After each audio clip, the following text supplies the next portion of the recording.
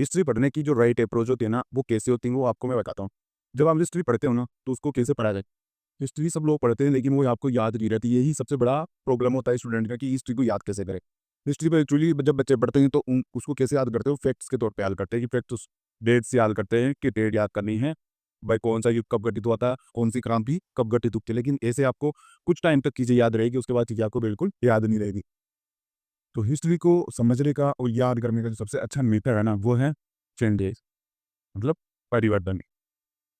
जैसे कि आप परिवर्तन के रूम में हिस्ट्री को देखोगे ना, तब जाके आपको चीज़ें समझ में आने लगेगी, चीज़ें आपको याद रहेगी। क्योंकि आपको चीज़ें बहुत लॉन्ग टाइम तक, जैसे कि साल, 1 साल, 2 साल तक याद रखनी पड़ सकती है। तो इनको याद करने का तरीका फैक्ट्स रटने से ये कभी याद नहीं होगी। इसको एक अंडरस्टैंडिंग में लाना पड़ेगा आपको। जो आपकी अंडरस्टैंडिंग है, उसमें लाना पड़ेगा कि हिस्ट्री में क्यों घटित हो रही है। कोई भी ये हुआ है, उसके पीछे रीज़न्स क्या है, उसके पीछे कि वो क्यों आए हैं।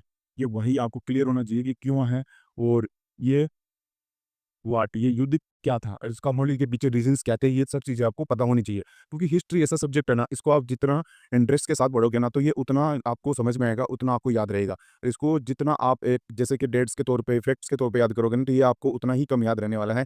आप पढ़ोगे, भूलते जाओगे, पढ़ोगे, भूलते जाओगे। तो आप इसको चेंजेस के रूप में याद कीजिए। क्योंकि जैसे कि एंशिएंट हिस्ट्री में कोई भी घटना घटित हुई थी, तो वो मिडाइवल हिस्ट्री से कैसे लिंक हो रही है। जैसे मिडाइवल हिस्ट्री में जो भी घटना घटित हुई है, मॉडर्न हिस्ट्री से कैसे लिंक हो रही है। ऐसे आप चेंजेस के रूप में याद करोगे ना, तो आप हिस्ट्री को लॉन्ग समय तक याद रख सकते हो। और यही एक बेस्ट अप्रोच होती है हिस्ट्री को याद करने की। और जब आप पढ़ाई करते हो ना, तो पढ़ाई करने के बाद 5 या 10 मिनट बैठकर एक जगह बैठा करो और सोचा करो कि मैंने क्या-क्या पढ़ा है, क्यों पढ़ा है, ये मेरे कहाँ काम आएगा, इससे क्वेश्चन कैसे बन सकते हैं। तब जाके आपके दिमाग में ब्रॉड अंडरस्टैंडिंग बनेगी चीज़ों को याद करने की, कि चीज़ें मुझे लॉन्ग टाइम पे कैसे याद रह सकती है। तो इस अप्रोच को अपने शेड्यूल में इंक्लूड कीजिए।